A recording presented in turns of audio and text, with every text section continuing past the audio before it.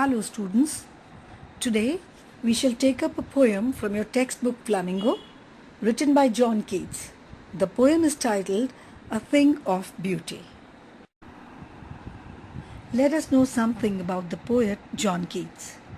Of all the great poets of the early 19th century, John Keats, born in 1795, was the last to be born and the first to die. Born in 1795 in the city of London to a poor stable keeper, he was brought up amid surroundings and influences by no means calculated to awaken poetic genius. Rendered an orphan at the tender age of 15, he was apprenticed as a surgeon by his guardian, Mr. Abbey. However, as soon as he was of age, he abandoned the medical profession to devote his life to literature, and he realized that poetry was his true vocation. He received much encouragement and inspiration from his friends Leigh Hunt, Haydn, and others, and published his first volume of poems in 1817. Braving his ill health, his financial constraints, and the hostile criticism he received for his second volume, he continued undeterred, giving his best creations, the great odes, in the last phase of his life. Although his poems were not generally well received by critics during his lifetime, his reputation grew after his death. So, by the end of the 19th century, he had become one of the most beloved of all English poets. He had a significant influence on a diverse range of poets and writers. The poetry of Keats is characterized by sensual imagery, most notably in the series of odes. Today, his poems and letters are some of the most popular and most analyzed in English literature. His notable works are Ode to Autumn, Ode to a Nightingale, On First Looking into Chapman's Homer, Ode on a Grecian Urn, and many more. The poem A Thing of Beauty is an excerpt from John Keats's poem Endymion, a poetic romance, which is based on a Greek legend. Being a romantic poet, John Keats talks about love, beauty, and youth in this poem. In fact, the poem reflects his attitude towards beauty. The poet believes that beauty is intransient and gives us the same pleasure again and again. It provides us with eternal joy and never fades away. Beauty plays a very important role in our life and helps us to remain happy and joyful in this sad, mundane world. Let us now begin with the poem, lines 1 to 5, which read, A thing of beauty is a joy forever. Its loveliness increases. It will never pass into nothingness, but will keep a bower quiet for us, and a sleep full of sweet dreams and health and quiet breathing. The very opening line of the poem, A Thing of Beauty, openly recites the very theme of the poem. Any beautiful object is always treasured in our mind because it provides us eternal and everlasting joy.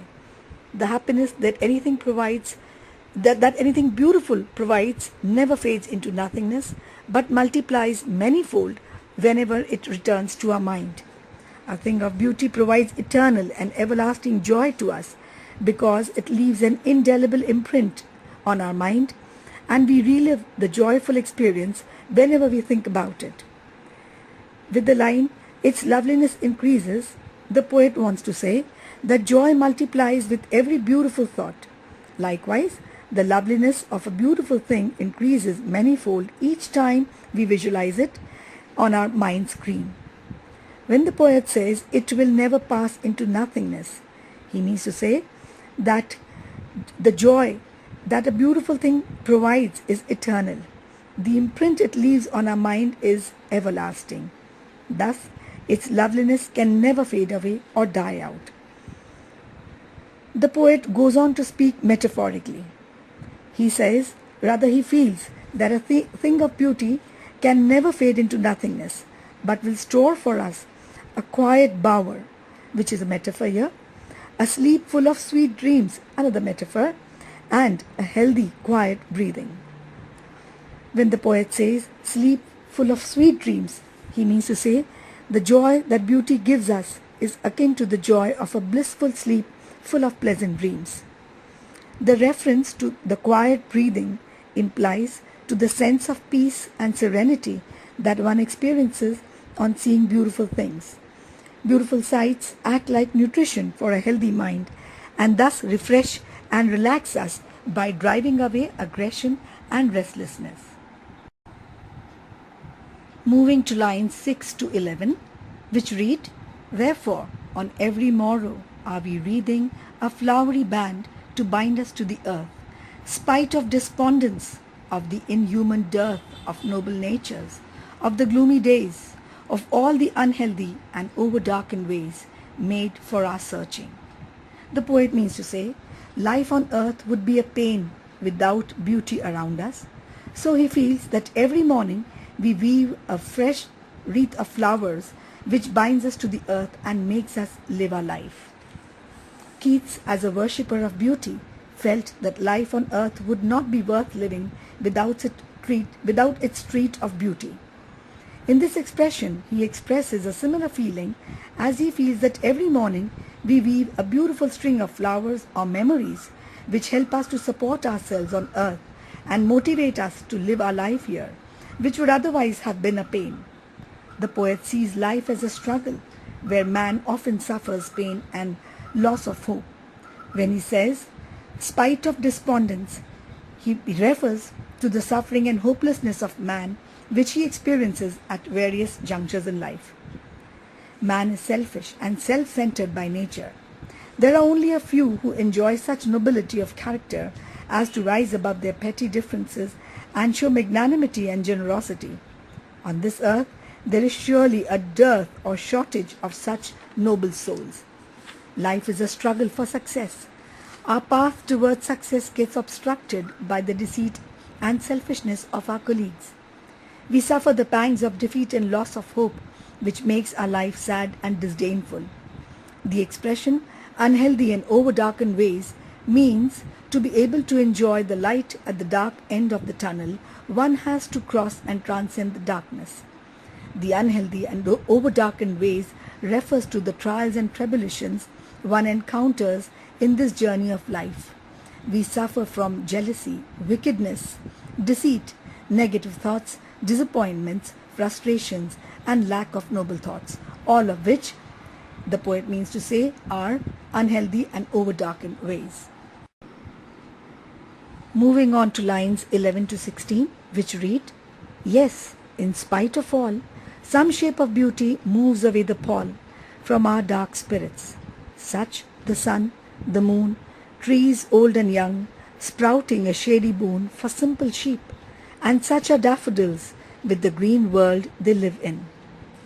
The expression "in spite of all" refers to all the pessimistic and negative thoughts that obstruct our way to happiness. In spite of the sense of hopelessness and gloom that overshadow and darken our ways, we are able to find our happiness in the beautiful objects of nature. According to the poet, beauty in any shape or form helps in driving away the sadness and despair from the dark recesses of our spirit. The poet sees beauty at its best through the various objects of nature. He appreciates the simple and serene beauty through the image of the sun, the moon, the trees, the sheep, the daffodils, and the green pastures and rivers. The poet sees the tree, whether young or old, as a symbol of protection. Nature, through the trees, showers on us the blessings of shade, protecting us from heat, intensive light of the sun, and also from rain. The greatness of the tree is a degree greater because it gives shade not only to the mighty ones but also to the simplest of the animals, such as the sheep. Lambs and sheep are envisioned as the embodiments of innocent and serene beauty. Jesus Christ, as an apostle of peace, was a shepherd and was surrounded by his flock of sheep, his followers. The poet has made specific reference to the sheep as symbols of divine beauty. When he says, "with the green world they live in," he brings about the imagery of nature's beauty at its best, and this is highlighted in the lush green surroundings of meadows and pastures which provide life support to all plants and animals. No living creature can be happy away from nature, and it is in this green world that they find the true joy and happiness of life. Daffodils blossom in all sorts of landforms and are an example of beauty of nature, which is eternal. Continuing with lines 16 to 20. And clear rills that for themselves a cooling covert make, against the hot season, the mid-forest break, rich with a sprinkling of fair musk rose blooms, and such too is the grandeur of the dooms. The imagery of clear rills refers to the rivers and streams which are the natural source of water, the elixir of life. Covert is an area of thick, low bushes and trees where animals can hide and take rest. The beautiful sight of rills and coverts provides a cooling effect, which provides respite in the hot season. In the expression, the mid-forest break, break is a thick mass of ferns. Nature is beautiful in all its aspects. The poet enjoys nature's beauty in the thick forest undergrowth, which is brimming with the growth of musk rose flowers. All this definitely appeals to our senses. The imagery of grandeur of the dooms implies that growth and decay march hand in hand in nature, and thus are the two vital aspects of life. The poet sees beauty in the magnificent decay and death of these beautiful creations of nature. Life is a blend of warmth and coolness and growth and decay. Every season, every aspect of life contrasts with the other and has its own charm and beauty. The lines beautifully bring to light these contrasting aspects of life. Coming to the last 4 lines of the poem, lines 21 to 24, which read, We have imagined for the mighty dead all lovely tales that we have heard or read, an endless fountain of immortal drink pouring unto us from the heavens' brink. The oxymoron, mighty dead, refers to those great men and warriors who glorify death by embracing it most gracefully and magnificently. The poet refers to the mighty dead because beauty can be seen not only in birth and growth, but also in a magnificent death.